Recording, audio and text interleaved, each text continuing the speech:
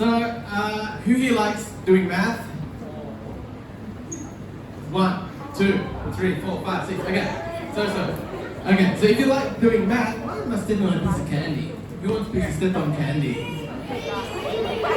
Alright, here you go. Because you ran through it, so you get it.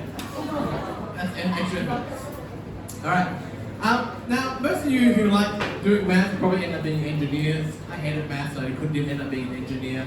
So I did a bit of math about some of the people and statistics in the room. And most of us will be between the ages of 12 to 17. Is that correct?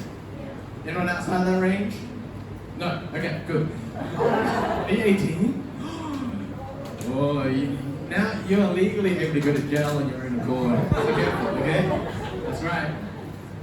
Now, most of us will have been alive for 100,000 hours if you're 12, 150,000 hours if you're 17. I've been alive for 340,000 hours because I am nearly 40. You remember when you were young, you see like people that are 40 and you think, goodness me, they're so old. I was at one point in time and I'm hitting 40. Scary. Anyway, so in your time that you've been alive, you will have slept 30 to 40% of your time. You will have gone to school for 30% of your time, and you will have spent 40% of your time in relationships. Relationships not just meaning boyfriend, girlfriend. If you have a boyfriend or girlfriend, good on you, we're happy for you. But if you're single, good on you, and then you can spend time with one another. That's okay as well. But if you're a gamer, any gamers here? Any serious gamers here? Like you have a Discord account, you're a headset. What else do you have? Do you have a keyboard that has lights on it and a mouse with lights? Alright? Okay. So we're serious gamers. This percentage changes quite a lot. Because you'll spend 20% of your time gaming, and therefore your sleep will be reduced by 20%. And so you'll be in bed, and you close your eyes before 8 in the morning, up at 6 a.m. in the morning for school. Alright? And so why am I telling you this? Because whether you game or you don't game, actually no, even if you game, you still spend time connecting with one another online on your earpiece. But you might be cursing each other, or you might be saying, oh, that's a great victory, praise God. No, you don't say that, right? But you're still communing with one another. And so what we see is a consistent trend of relationships will always remain at 40%. You're always spend a lot of your time talking to one another. With your family, or your friends, or your boyfriend or girlfriend, or whoever it is that you're around. And so, lament is impossible to avoid. And the word lament is a bizarre word, because I can bet that no one had used this word this past week. Can anyone prove me wrong? Did you use the word lament this past week? Probably not, right? Have you ever called your best friend and said, hey John, I'm having a pretty lamentous day today. I just made that word up. I'm lamenting pretty hard, you know? We don't use this word. Because lament is a word that seems like it's a biblical word. It's like an old school, OG kind of type of word. And lament really is how we process pain and hurt in our lives. How we process pain and hurt in our lives. And arguably, the greatest example of lament is this guy. Job.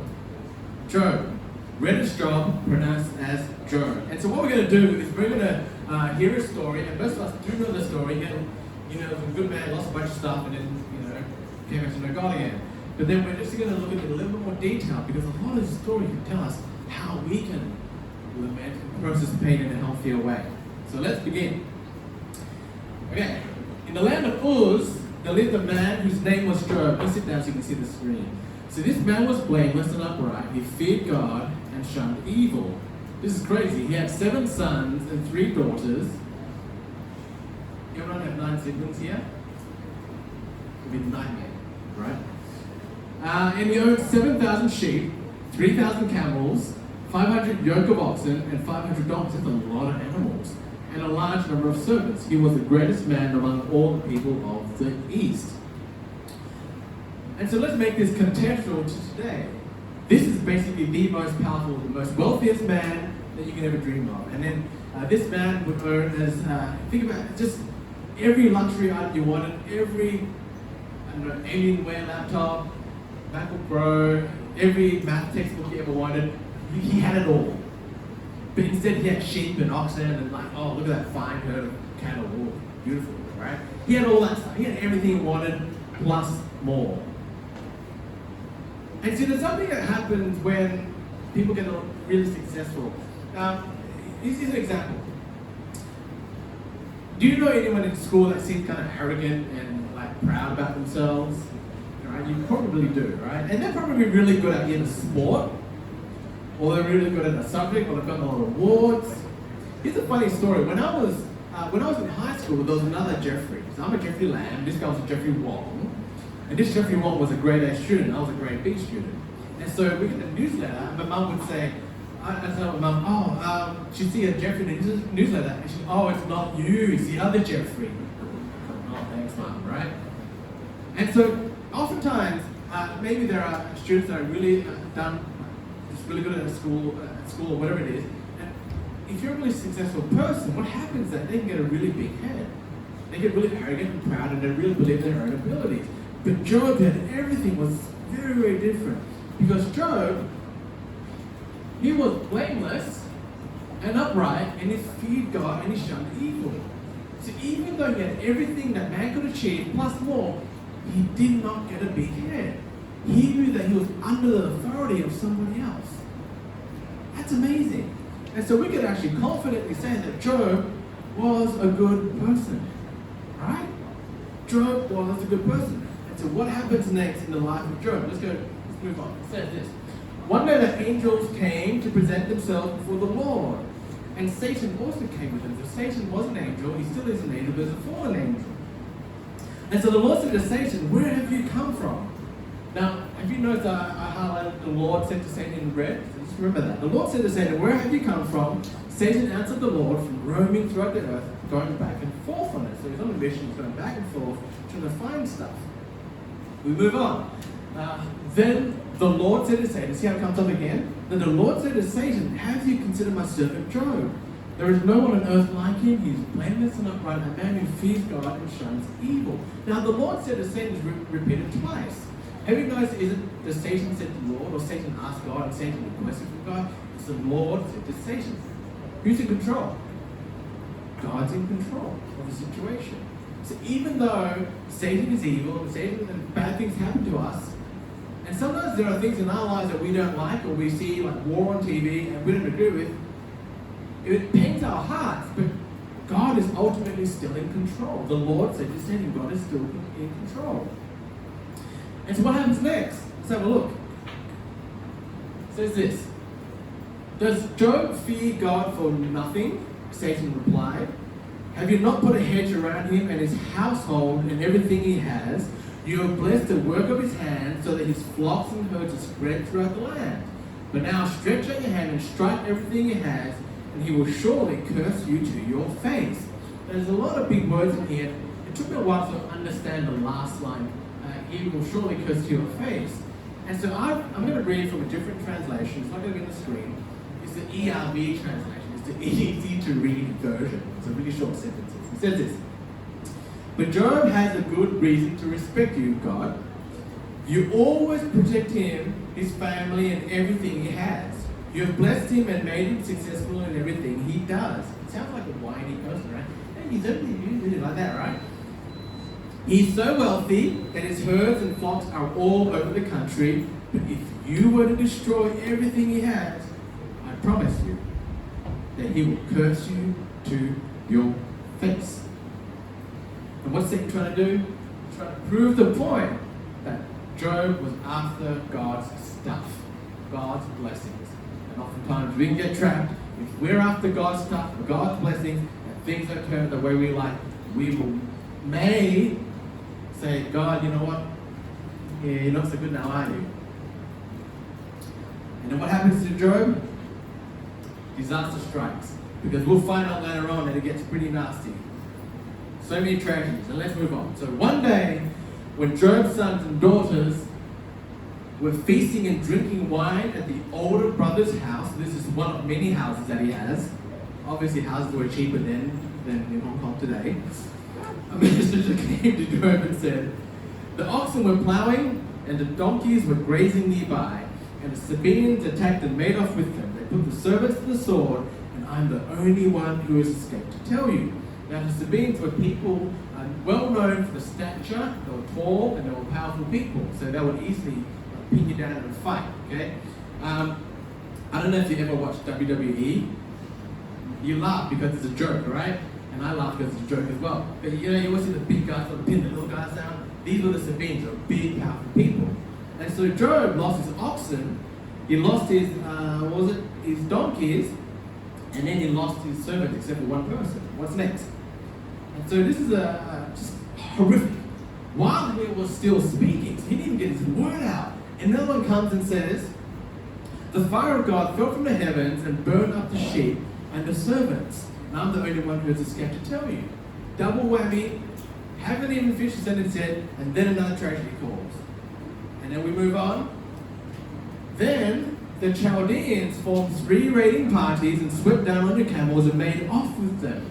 Took the camels, they put the servants to the sword. All right, why do the servants always get killed? They're just doing a job. And I'm the only one who has escaped to tell you. There's only one person who managed to make it alive. See, the Chaldeans, they were a nomadic tribe. Once again, they were known for war. They liked to just pick a fight, go around from place to place, just ruin people. Now, the Chaldeans lived in Babylonia, which is actually modern-day southern Iraq. So, we have to really understand what these things mean, because you sell ox, donkeys, got some sheep, got some camels, right? We don't talk in this currency nowadays. But let's think about it for a moment. Oxen and donkey, often used for plowing, grazing, agriculture, farming. Without oxen and donkeys, you're not going to have any grains and crops or vegetables over time. They're not going to have any food left. No oxen and donkeys, no food. I have to do it by hand, right? It's hard work. No sheep. No sheep means no lamb chops, no meat. Right? Fire came down, burned them up, they got some roast lamb. But then actually the sheepskins were often used for clothing. No clothing. Just imagine that you're gonna wear the exact same clothing for the next 5 years. It could be pretty nasty, right? No change of t-shirt, no change of underwear, no change of socks. It could be pretty smell. They get into this predicament, right? So pretty much no food, no grains, no meat, no carbs, no meat, no rice for us as well. And then no camels. What does camels do? What do camels do? Camels transport goods. They transport people. So even if Job was able to keep all his grains and all this stuff, he had nowhere to sell it. He had nowhere to move from place to place. Job would become isolated. No food. Isolation. Sounds like he was away from Hong Kong. Right? As this was essentially the place that Job was at, he was having a pretty tough time. So, Job, he's lost pretty much his whole lifeline, his livelihood, but he's still got his family, right? And then, while he was still speaking, yet another messenger came and said, this is like triple whammy. Your sons and daughters were feasting and drinking wine at the older brother's house. They feast and drink a lot. It's ridiculous. And you're going to feast and drink today if you celebrate Thanksgiving. When suddenly a mighty wind swept in from the desert and struck the four corners of the house. Thank God that's not happening to us. It collapsed on them and they are dead. And I am the only one who's escaped to tell them. Now, we read this and we just gloss over it, but this is Job's children. This is his lifeline. Now, back in those days, people lived in tribes. And these tribes were like cities. They were like tribes and you walk for many, many days in the desert. And then you get another tribe and then another tribe. And live troubled lives. It wasn't a big communal thing like this. And so the success of your tribe, the success of your family and their surviving depended on how big your family was. Alright? And so at this point in time, Job, what he faced was that he was the last person to live for his name. When he died, his entire line would die. This is what he was facing. Alright, Job. No food, no money, no job, no family. How much worse could it get? What could happen? So what was Job's response to losing his children? So at this, Job got up and tore his robe and shaved his head. Tore his robe and shaved his head. Now notice someone else today shaved their head. John there? John, did you lose anything major this past week? Not recently, no. You just tried to shave your head? Just for fun. Alright, I didn't lose anything, I just shaved my head for fun as well. Alright? But, yeah, it's bizarre, like, why do the people shave their heads when they have troubles in the Bible? Why do we do that?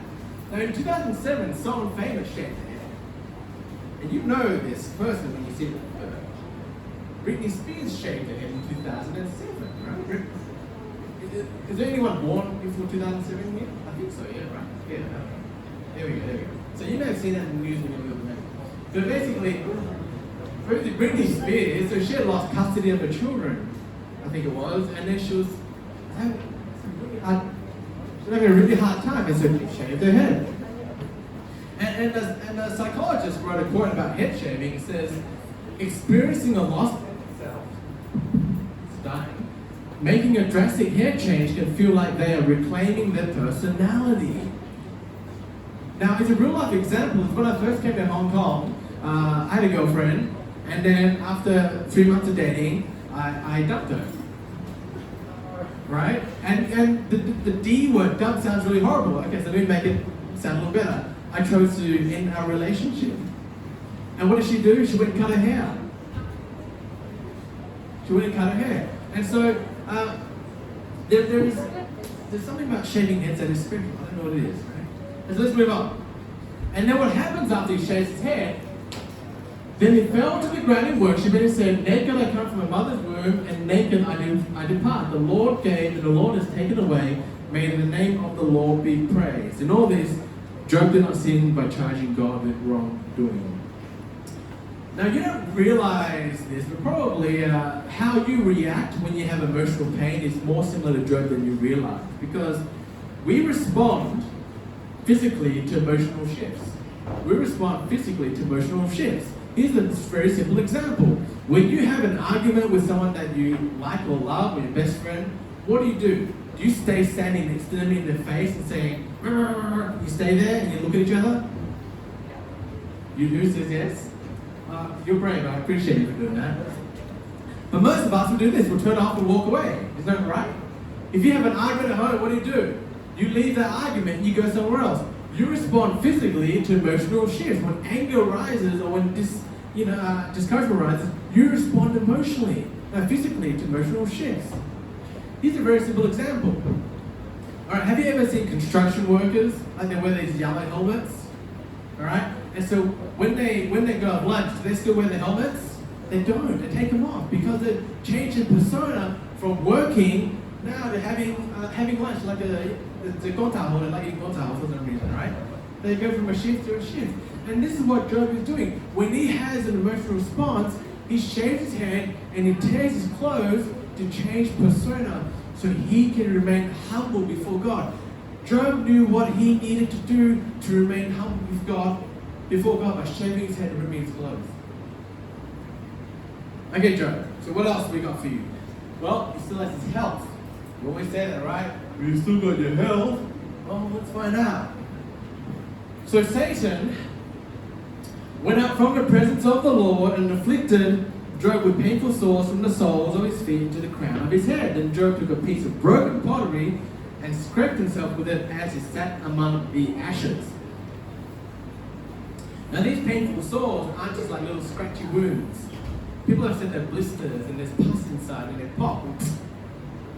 Right? Just imagine your whole body covered in blisters. Anyone done any like sport where you got blisters on your feet or your fingers? It's painful, right? And then like little water bubbles happen underneath. He's covered in that kind of stuff. And the Job is not having a good day. He's lost his livelihood, his family, and now he's in bad health. And so what does he see? Once again, we see a physical response to a pain. He's scraping himself. Because when you think about all his losses, the first 3 losses, they were external. They were animals, right? I can deal with that. I can deal with animals. But then the last 2 losses were internal. They were his family, his children, and they were himself. And this is actually an analogy for our lives. Because when people offend you externally, so they could be your friends or your whoever, if you have an argument, words could be said, start off externally, and guess what? If we're not careful, hey guys, come on. If we're not careful, they can move internally. And we can internalize mean words that are said to us. We can internalize offenses. We can internalize it when someone says, hey, you're fat, you're ugly, you're not good enough, you're a slow runner. And what happens when we internalize things for too long? We replay them and then we begin questioning who we are. we begin questioning our worth in Christ. Actually, I'm not good enough. God, you abandoned me. That happens when the pain moves from the outside to the inside. Outside to the inside. Because really, sticks and stones may break my bones, but words will never hurt me is the biggest lie out there. Because the truth is this, is that sticks and stones may break my bones, but words will ruin the rest of my life.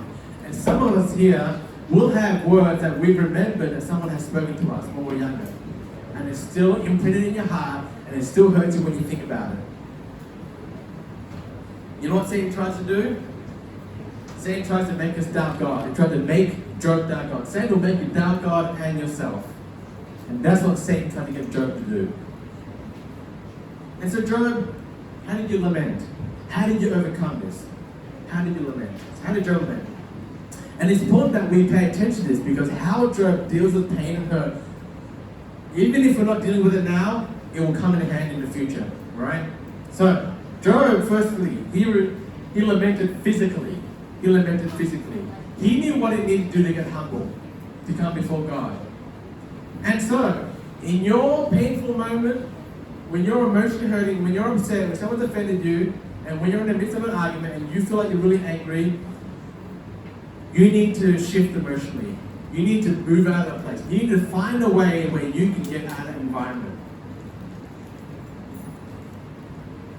Okay, so what could this look like in your life? Maybe it could mean that you actually, if you're old enough, you can just go out leave your home and go out for a walk. Get a breath of air. It could mean breath of fresh air. It could mean that you go and call your friend up and say, hey, this happened. But for most of us, actually, this is for me as well, it could mean that you put your phone on airplane mode and you stop social media because they're distractions. And actually, you could open up the Bible. There's something strange about the Bible because in seasons of distress or sadness, when I open the Bible up and I read this random passage of scripture, there's something calming about it to my soul. Give that a try. Physical shifts bring new perspectives. There's something that, so I'm a certified life coach by training and also some lay counseling. Now, there's something different about changing geography. So one time I was counseling a client, and so I was sitting here, and he was sitting in front of me, there was a spare chair next to him, and this client was stuck in a perspective. He couldn't get out of it. And so I told him, you know what, let's go to John. John, why don't you stand up and sit over here? And he sat down over here, and suddenly all these new perspectives started coming in. Physical shifts provide new perspectives. All right, remember that. Next thing, how else did he manage this? So Job lamented emotionally.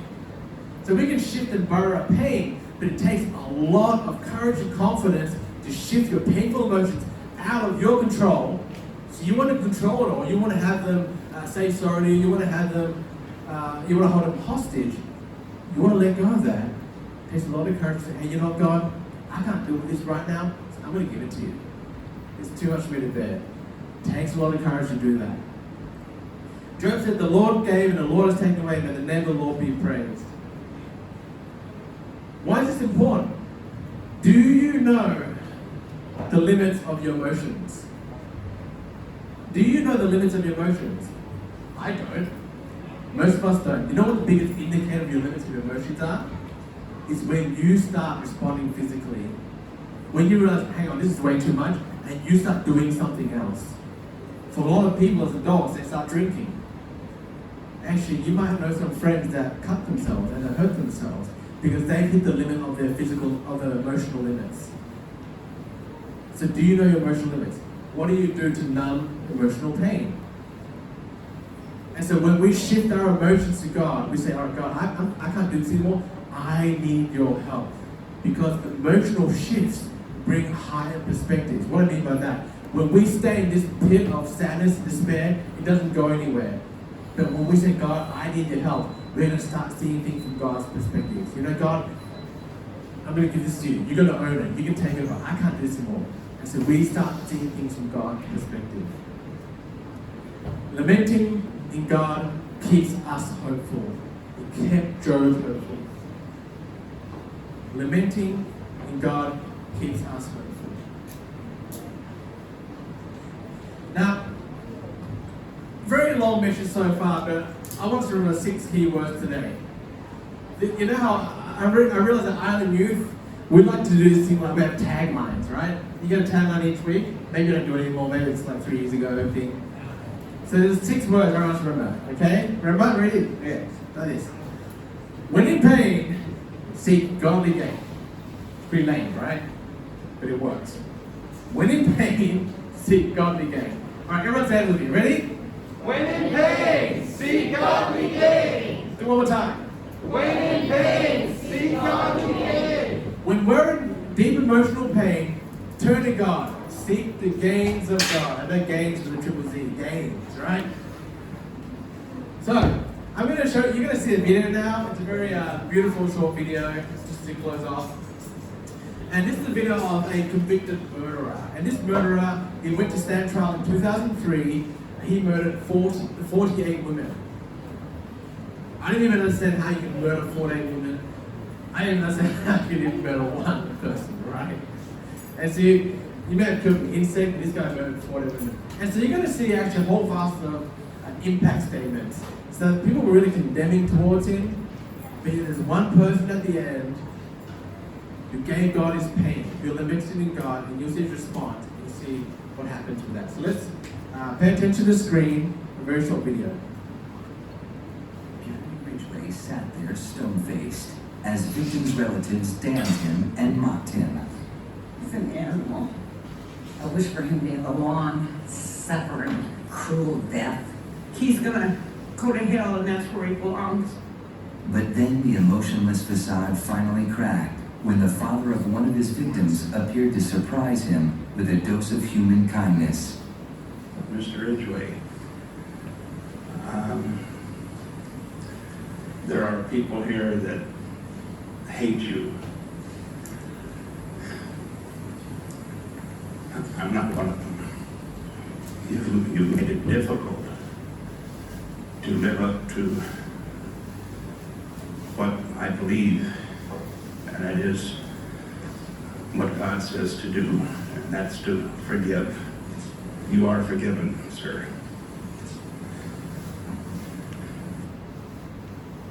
You see that emotion? So I want to invite the worship team up just now, and I want to take us through just a quiet moment of reflection as the worship team comes up.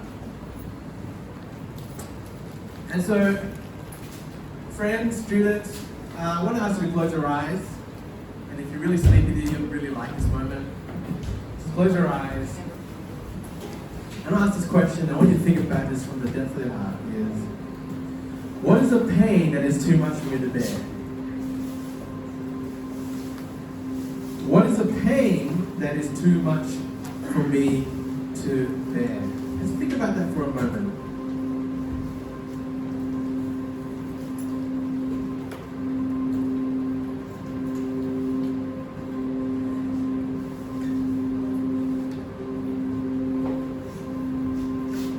And so, with that pain in your mind, what would it take for you and I, for me, to give that up to God?